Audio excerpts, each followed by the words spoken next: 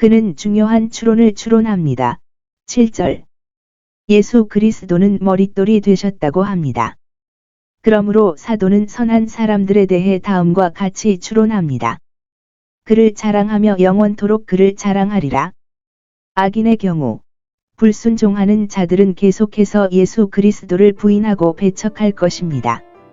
그러나 하나님께서는 모든 반대에도 불구하고 모퉁이의 머리가 되시겠다고 결심하셨습니다.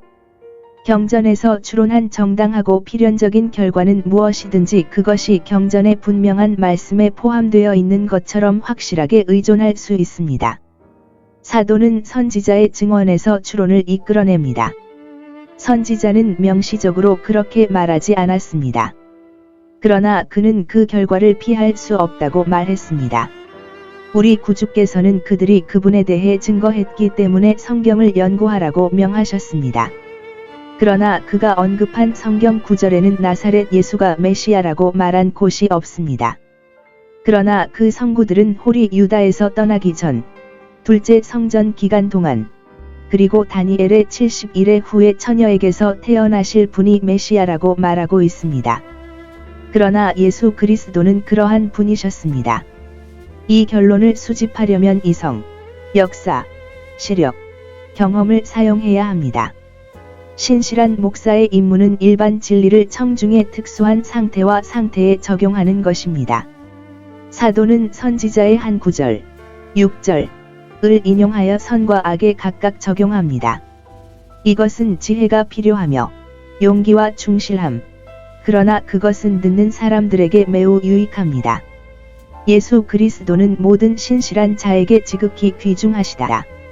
그의 인격의 위엄과 웅장함, 그의 직분의 위엄, 그의 친밀한 관계, 그의 놀라운 업적, 그의 크나큰 사랑, 이 모든 것이 신자들을 예수 그리스도에 대한 최고의 존경과 존경에 이르게 합니다.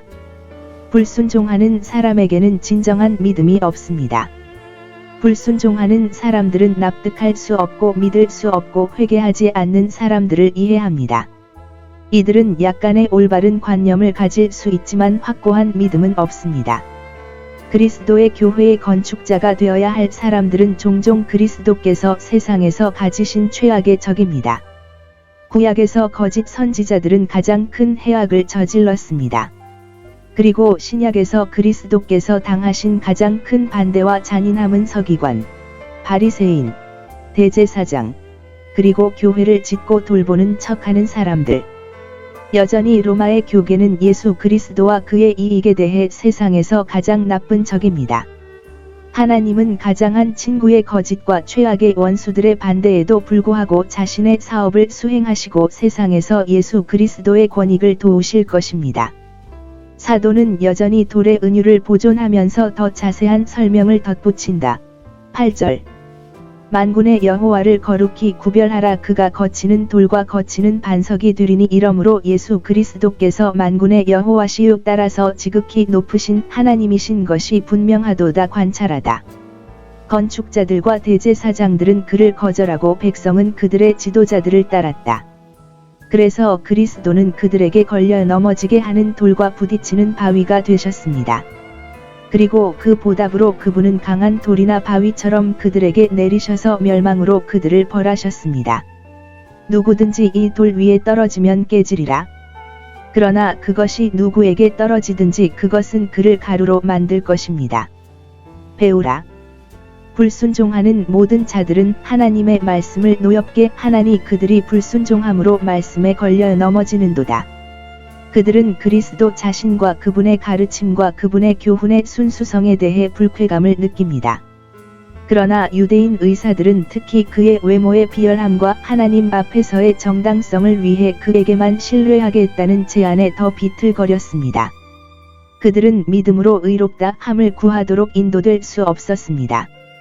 그러나 그것은 율법의 행위에 의한 것입니다.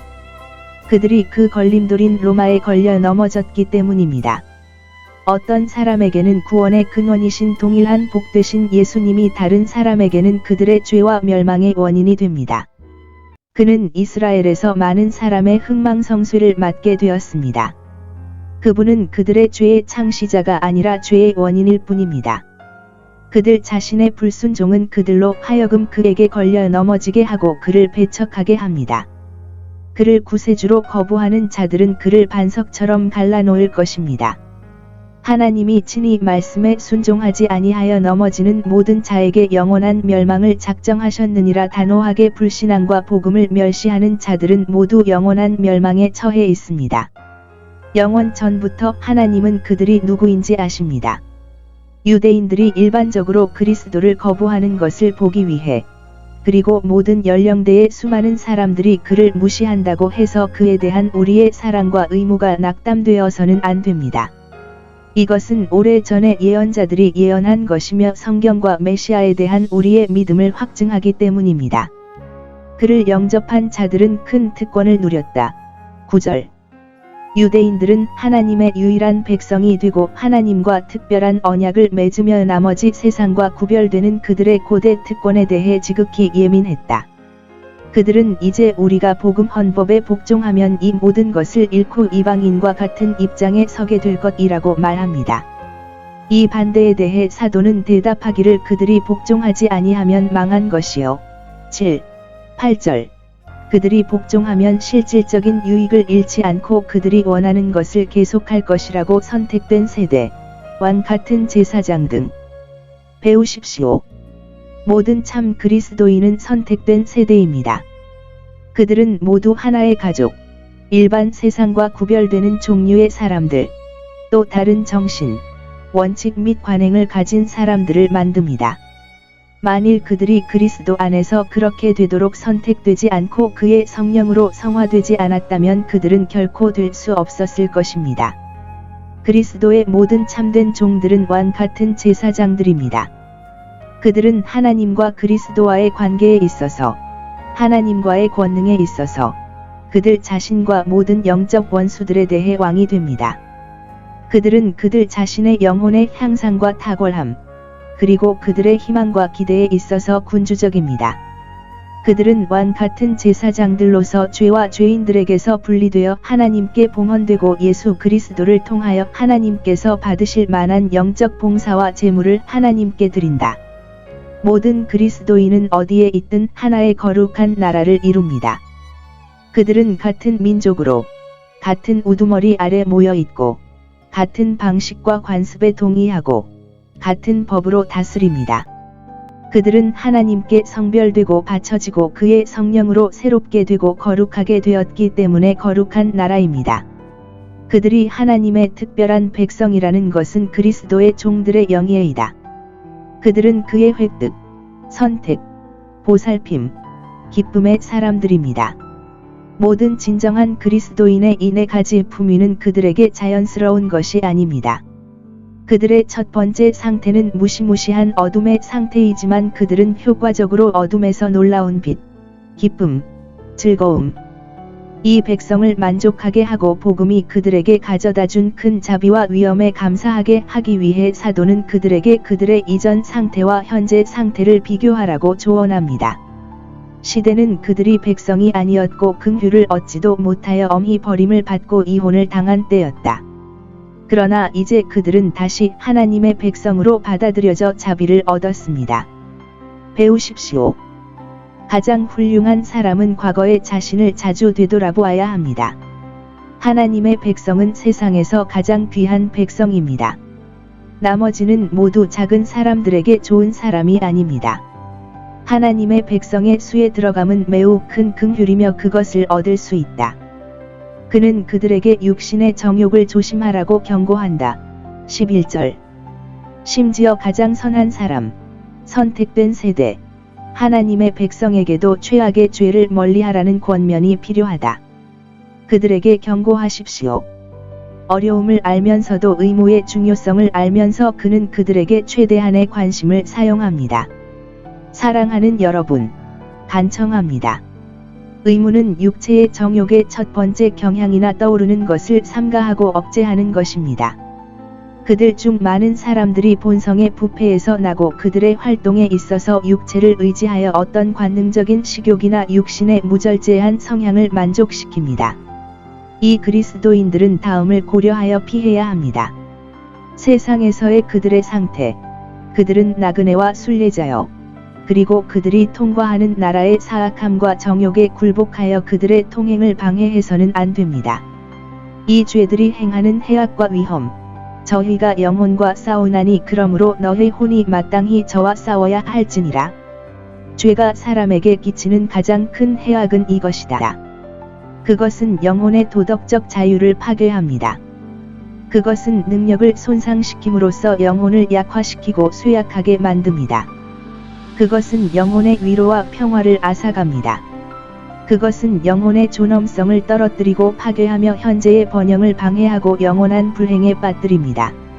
모든 종류의 죄 중에서 육체의 정욕보다 영혼에 더 해로운 것은 없습니다. 유욕, 음탕함, 관능은 하나님께서 가장 싫어하시는 것이며 사람의 영혼을 파괴합니다. 그들에게 주어지는 것은 아픈 심판입니다. 그는 정직한 대화로 그들의 직업을 장식하도록 그들에게 더 권고합니다. 그들의 모든 대화, 모든 경우, 그들의 삶의 모든 행동은 정직해야 합니다. 즉, 선하고, 사랑스럽고, 온순하고, 책망할 것이 없는 자들입니다. 그들은 다른 종교에 속한 이방인들과 함께 살았고, 그들은 그들의 원수였습니다. 악행, 깨끗하고 의롭고 선한 대화는 그들의 입을 막을 뿐 아니라, 그들이 당신이 선한 일에서 다른 모든 사람보다 뛰어난 것을 볼 때 하나님께 영광을 돌리고 당신에게로 돌아오게 하는 수단이 될 수 있습니다. 그들은 지금 당신을 악하다고 합니다. 선한 행실로 너희의 의를 나타내라. 이것이 그들을 책망하는 길이니라. 심판의 날이 이르리니 하나님이 그의 말씀과 그의 은혜로 그들을 부르사 회개케 하시리라. 그러면 그들은 당신의 훌륭한 대화에 대해 하나님께 영광을 돌리고 당신에게 갈채를 보낼 것입니다. 복음이 그들 가운데 와서 효력을 발휘할 때 선한 대화는 그들의 회심의 격려가 되지만 악한 대화는 그것을 방해할 것입니다. 그리스도인의 고백에는 정직한 대화가 수반되어야 합니다. 악인들에게 비방을 받는 것은 선한 그리스도인들의 공통된 몫이다. 하나님의 은혜로운 방문을 받은 자들은 선한 사람들에 대한 견해를 즉시 바꾸어 하나님께 영광을 돌리고 전에 욕하던 자들을 칭찬한다. 악행, 기독교 직업에는 정직한 대화가 수반되어야 합니다. 악한 사람들에게 비방을 받는 것은 최고의 그리스도인들의 공통된 운명입니다.